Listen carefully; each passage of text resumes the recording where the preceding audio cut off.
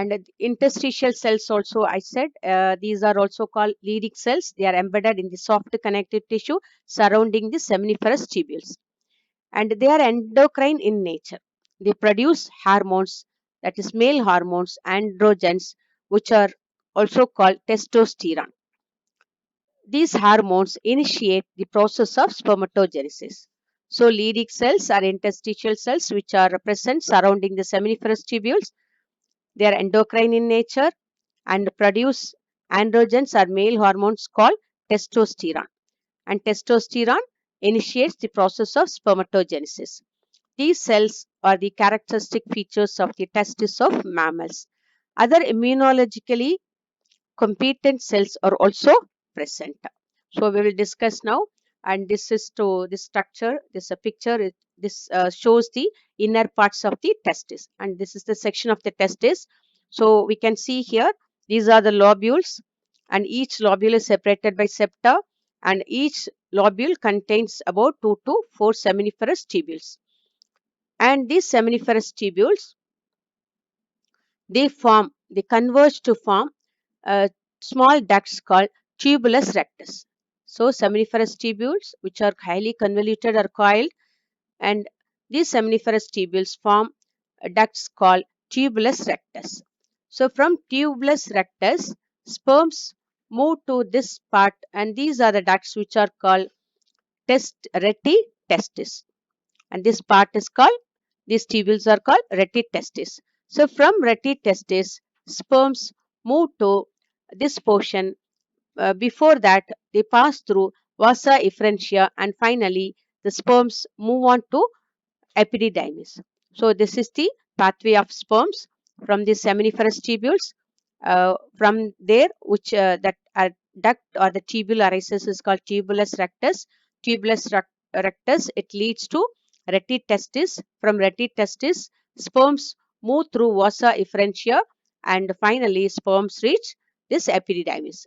And epididymis, it forms vas deferens. This is what we discussed in the earlier slide, that is vas deferens. Finally, it joins the seminiferous, that is seminal vesicle, uh, that is the duct of seminal vesicle to form ejaculatory duct, which opens outside through external genitalia. So we will discuss now about what I explained now. These are the accessory ducts. So these are the ducts what I explained about testis and vasa efferentia. So these are all actually accessory ducts. They are associated with the male reproductive system. So one is the retitestis, then vasa efferentia, epididymis, and vas deferens.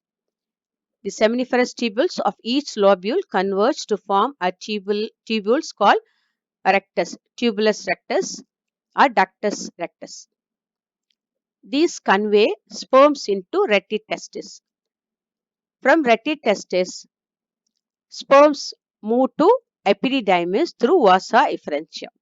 The epididymis is a single, highly coiled tube that temporarily stores the spermatozoa, and they undergo physiological maturation and acquire increased motility and fertilizing capacity.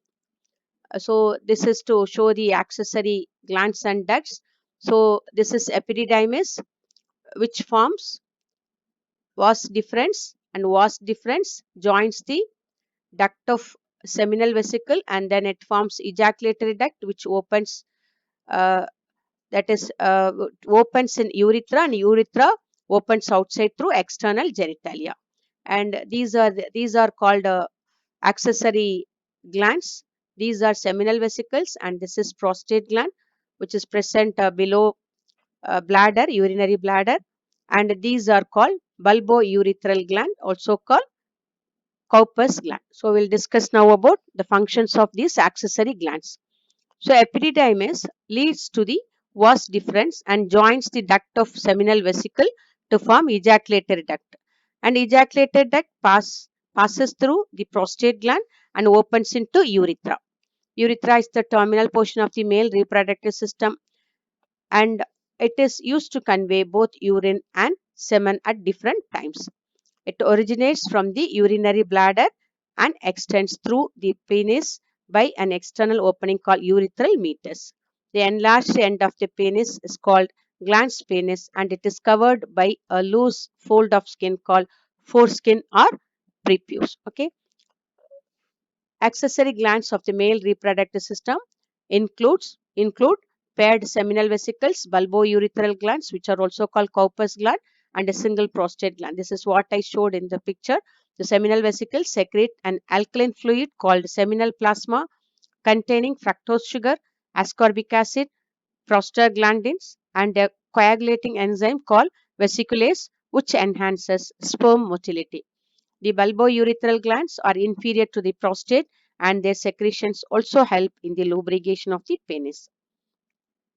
The prostate encircles the urethra. Okay, here in the picture, this is prostate that encircles urethra. Okay, so it encircles the urethra and it is also lying just below the urinary bladder. It secretes a slightly acidic fluid that contains citrate, several enzymes, and prostate specific antigens.